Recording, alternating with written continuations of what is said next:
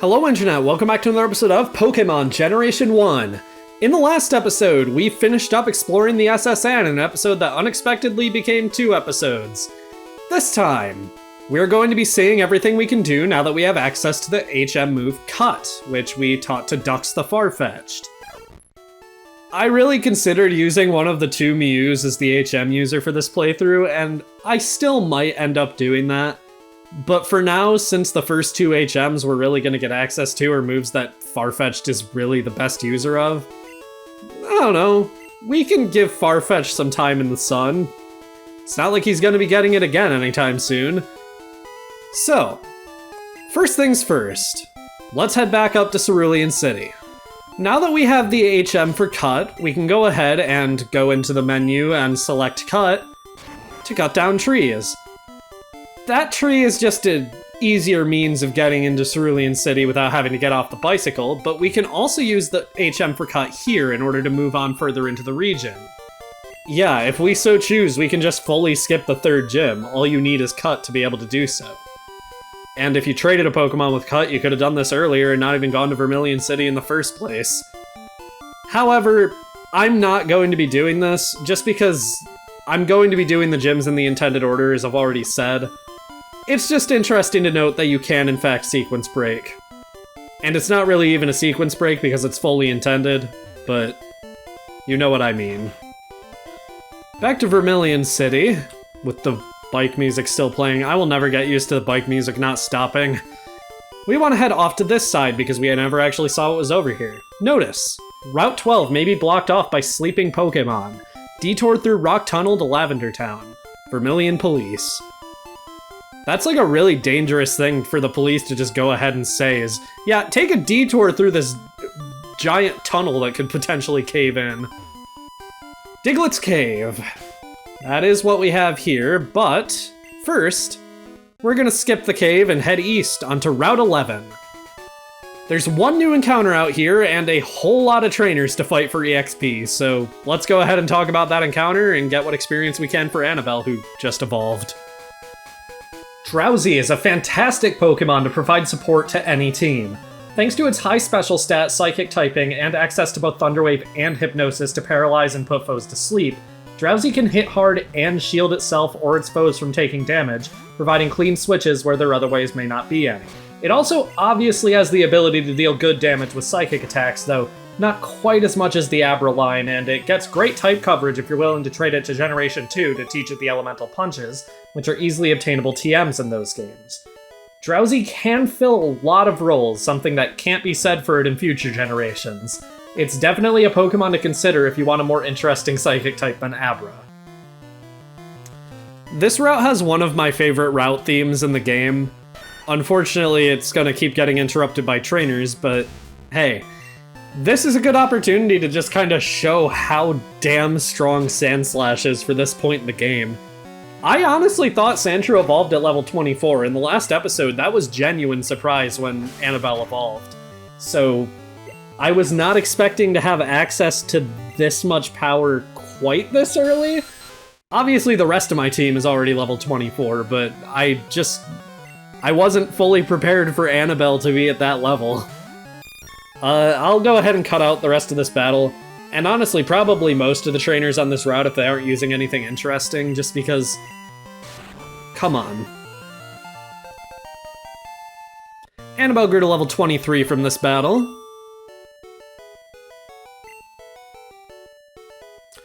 And there's actually something I want to show here. In Generation 1, and 2, and 3, if you use Cut while you're in tall grass, the grass will actually get cut away.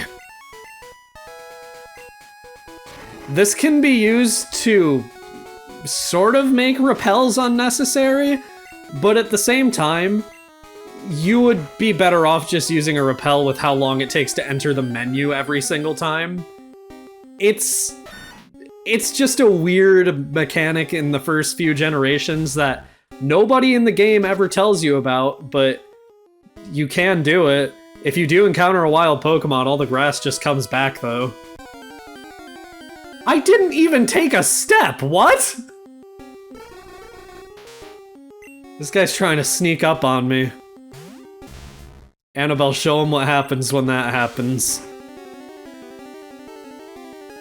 Yeah, critical hit too. Good going, Annabelle. Annabelle's back sprite as a Sand Slash is sort of...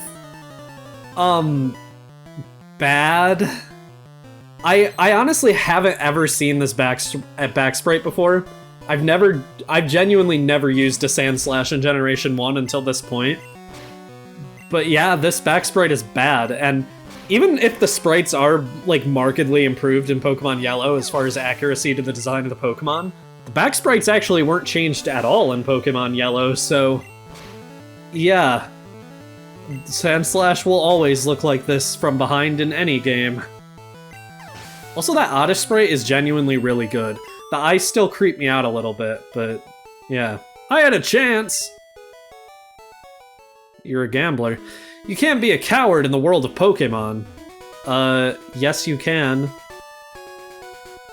Look at the entire Pokemon fanpage. Okay, that was mean. I'm gonna go ahead and keep fighting people out here, just get some experience. I will cut ahead to when I'm done. Maybe I'll speed up and let you listen to the music on this route, because even for a song on the Game Boy, I genuinely just think this route has really good music.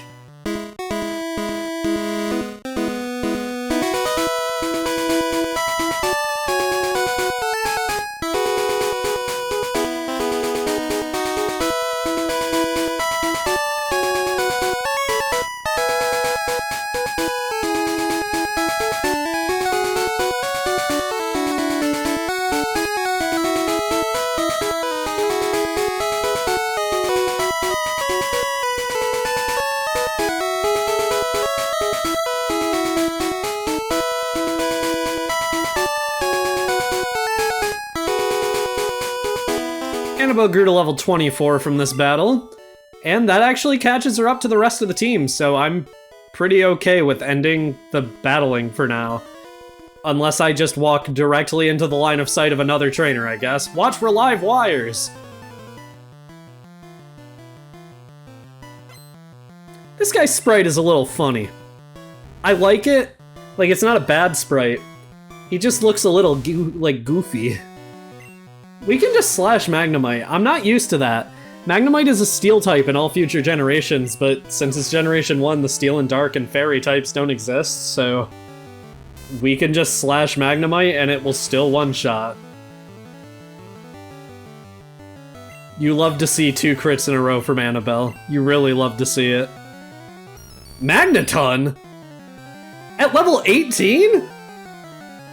That's 12 levels too early, sir. You're cheating. Okay. That was not something I was expecting to see, honestly. I don't think a slash would have actually taken that out, so... sure. Whoa! You spark plug! Is that a slur? I'm gonna go ahead and switch Haket back to the front, since for once, all of our Pokemon are, like, caught up to each other. It feels good when you are training a Pokemon for a long time in these older games, and they finally end up being strong enough to, like, be a match for the rest of your team. This trainer was gonna fight us either way, so... Fwahaha! I have never lost! It's first time for everything. I have an Ivysaur with your name on it. I think you have a Poliwag, so that might actually be true. Well, I've been wrong before. I've been wronger than that before, even, so... that's fine. Sonic Boom. This is an interesting move. It always does exactly 20 HP of damage. Shouldn't be an issue. Voltorb is pretty fast, so it's almost guaranteed to get a few of them. Haket speed-tied a Voltorb? Okay, sure. Level 25 from that, and a Magnum. Why is everyone using Magnemite and Voltorb? Like, I understand the engineers using Magnemite. Or the mechanics or whatever they're I think they're engineers. I just fought them and I already forgot. But a gambler using Magnemite, gamblers tend to use, like, weird Pokemon. Voltorb isn't, like, an unusual Pokemon for them, but they'll use Pokemon like Poliwag or Pokemon that learn Metronome. My first loss! I don't believe that. Luck of the draw! Just luck! You are a gambler, I suppose. There's definitely a hidden item here. Escape rope, sure. What a weird place for that. That does remind me, there are 2 areas where you can't use cut on tall grass. One of them is Viridian Forest, and the other one is an area we have yet to see. I might actually catch this Spearow just because we traded the one we already had away. Because I do need to evolve it still for the Pokédex. That's something I've sort of been working on off screen, is just getting Pokemon in the Pokédex. Where, like, I even have Charmander in the Pokédex now because I traded it from Yellow version before it evolved. I am working on the Pokédex off screen just because doing it on screen is pretty tedious, as you can imagine. I'm doing a lot of, like, off-screen training to get Pokemon up to the levels they need to be to evolve, and even Pokemon that we'll be able to catch later. I don't know. It's just nice to evolve Pokemon in my free time, even if I would be able to catch them normally later anyways. And I guess that Spearow's now getting a nickname. Let's head in here.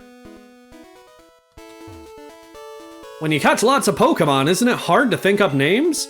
In Lavender Town, there's a man who rates Pokemon nicknames. He'll help you rename them too.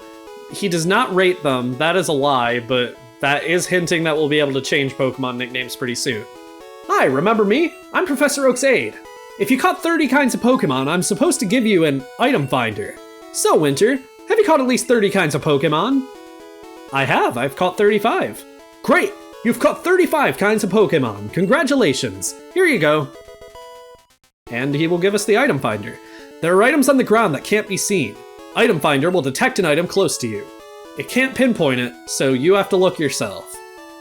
Yeah, this item's pretty useless in Generation 1, but is there a hidden item up here? Nope, item finder isn't. That would be good game design if there was. I'm looking for Nidorino. Want to trade one for Nidorina? This trade is pretty much worthless. It's more beneficial to players of red version since Nidorino is more common in red than blue. But again, it's not worth it. Neither of these Pokemon are version exclusives, and neither of them evolve through trading. Oh well. I thought he said oh hell for a second, and I wish he did. Looked into the binoculars. A big Pokemon is asleep on a road. Looked into the binoculars. The only way to get from Vermillion City to Lavender is by way of Rock Tunnel. We've heard that before. And if we head out to the east...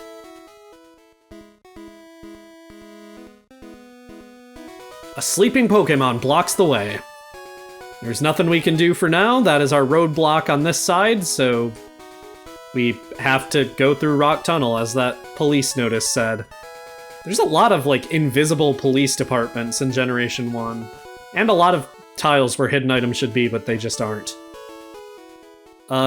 Any hidden items out here? Nope. They just don't want to give me a chance to show this item working. To be fair, it would have worked if I didn't pick up that escape rope before going in, but how was I supposed to know? Back to pretty much Vermillion City. I'm gonna go ahead and heal up before we actually head into that cave, but we are going in there in this episode, don't worry. Alright, getting back to exploring. Let's head into Diglett's cave. What a surprise! Diglett's dug this long tunnel. It goes right to Vermillion City.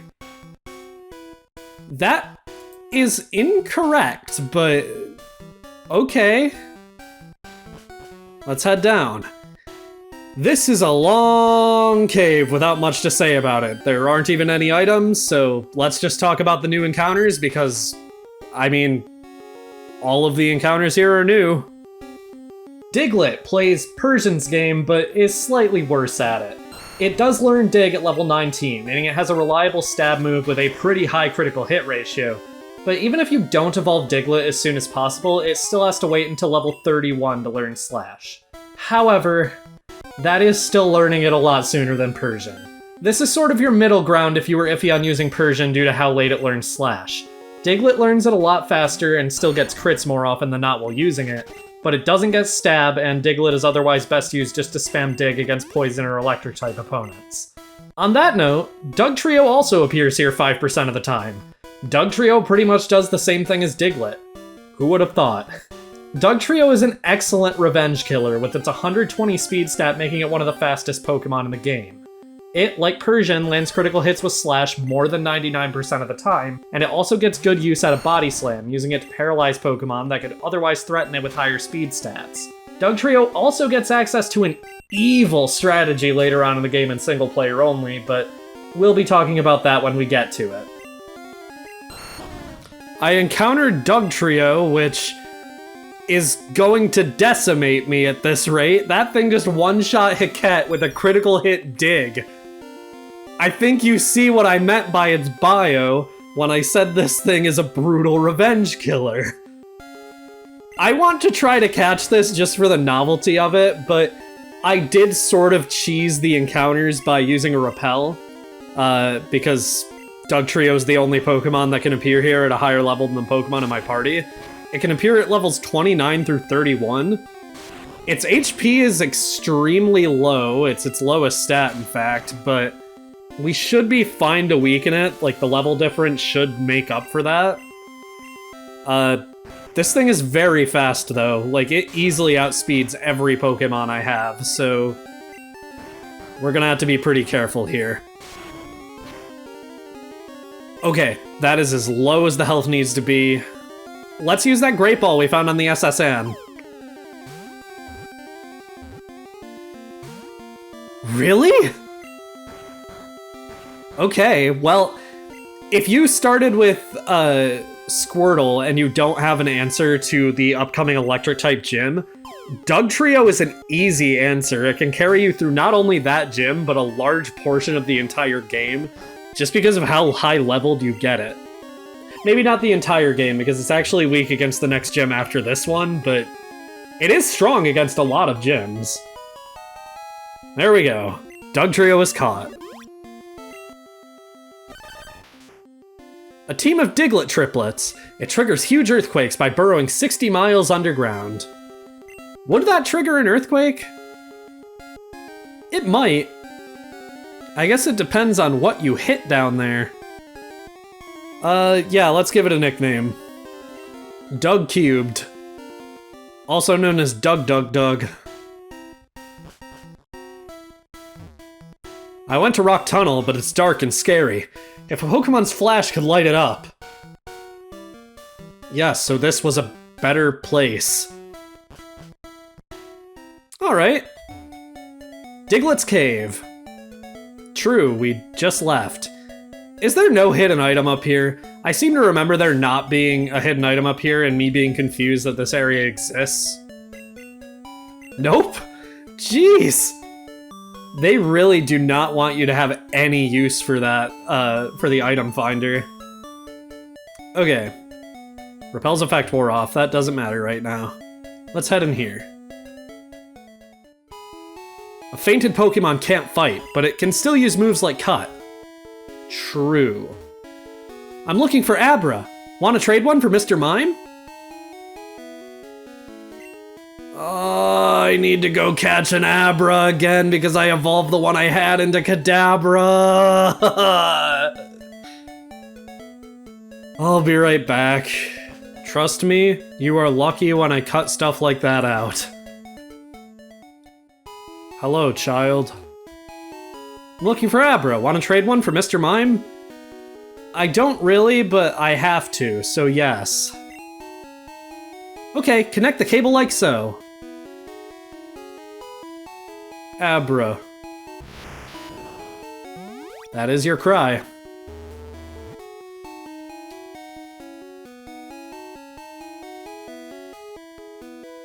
Abra went to trainer. This song sounds kind of melancholic during a trade. Trainer waves farewell as Mr. Mime is transferred.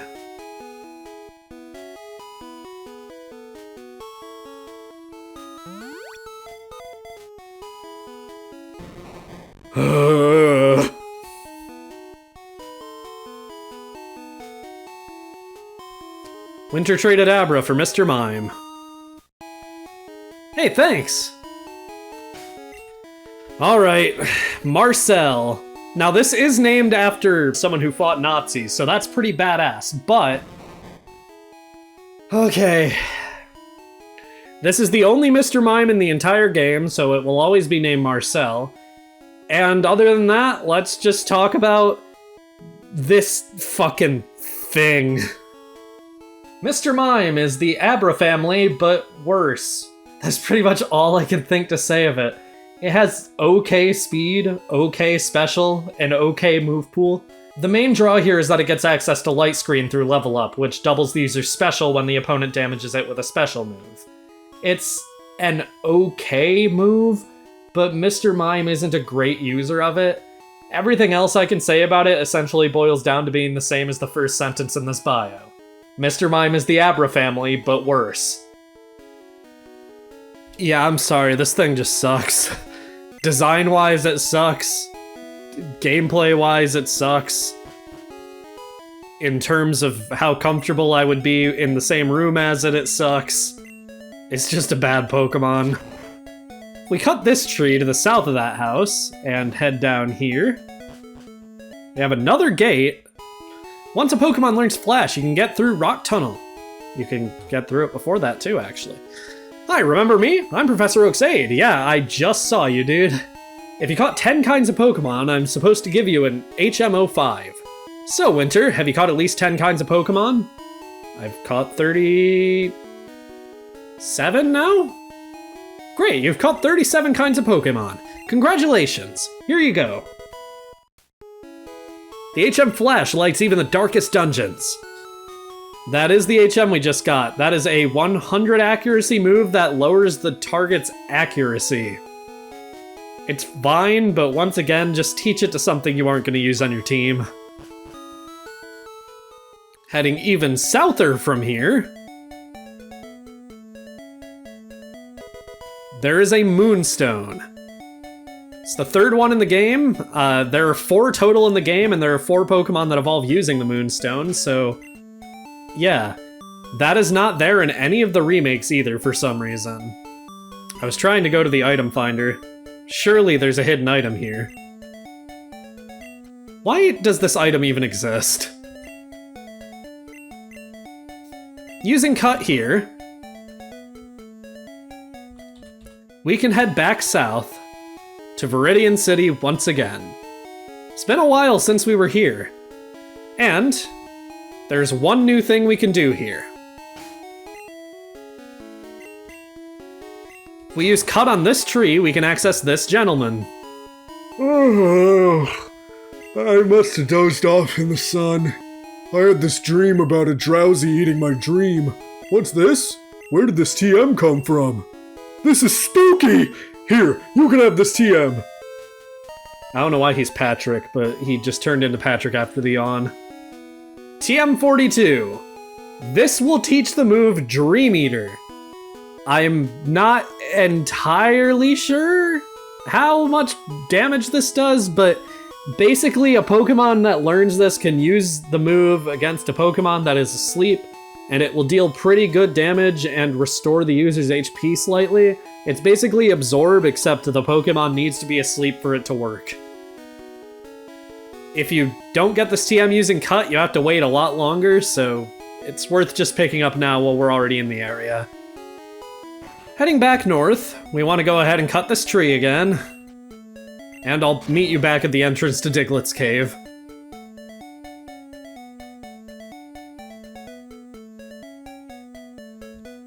There's an item here that I missed, actually. An HP up. That's a good item to miss. I don't know how I must be going blind. I'm wearing my glasses and I didn't see that. Maybe I was just walking past it, or maybe it hadn't loaded on screen or something. How did I miss that? I don't know. Whatever. Anyway, heading back up here, we can cut this tree that's much closer to the entrance, and this effectively gives us a very easy shortcut around Viridian Forest, so we never have to go through there again. No offense to Viridian Forest, but why would we want to go through there again? And that essentially completes the point of no return. We now have access to every area we've already been to. You can catch any Pokemon in Mount Moon that you missed. So this leads me to question, what was the point of the whole point of no return thing in this game. They didn't do that again in any future Pokemon game except like loosely in Ruby and Sapphire. And I don't know, it's just so pointless. All it is like an inconvenience, and I'm personally just glad they didn't do that kind of thing again. There's this tree to the side of the museum that we can now use Cut on. And we don't head in through the side, we head in through this door. There's a bunch of people in here. We are proud of 2 fossils of very rare prehistoric Pokémon. You can't sneak in the back way. Oh, whatever. Do you know what Amber is? My friend. There's a lab somewhere trying to resurrect an ancient Pokémon from Amber. Okay, but I don't actually... Amber is like a name. Amber is fossilized tree sap. Very succinct, thank you. Shh, I think that this chunk of amber contains Pokémon DNA. It would be great if Pokémon could be resurrected from it. But my colleagues just ignore me. So I have a favor to ask. Take this to a Pokémon lab and get it examined. Old Amber. This is essentially a second fossil, like the one we picked up in Mount Moon. We won't have a use for this for quite a while, so it's worth just depositing it in the PC. And with that, that's everything we can really do with Cut. I'll meet you back at Vermillion City, and we'll end things off. Actually, there's one thing I want to show. Using Cut, if you save on a tile where a tree was, and then reset, and just load your save back up, we are now standing on top of a tree. It doesn't do anything, but it's technically a glitch. Now I'll meet you back in Vermillion City. With all that done, we've successfully explored everything we can do now that we have access to Cut, and got a new HM that we need to progress even further, and caught a few Pokemon, and we did a lot, honestly. We did more than I was expecting. This episode took 40 minutes to record. I was expecting maybe 20, so... Next time on Pokemon Generation 1, we're going to finally be taking on the Vermillion City Gym. See you guys then.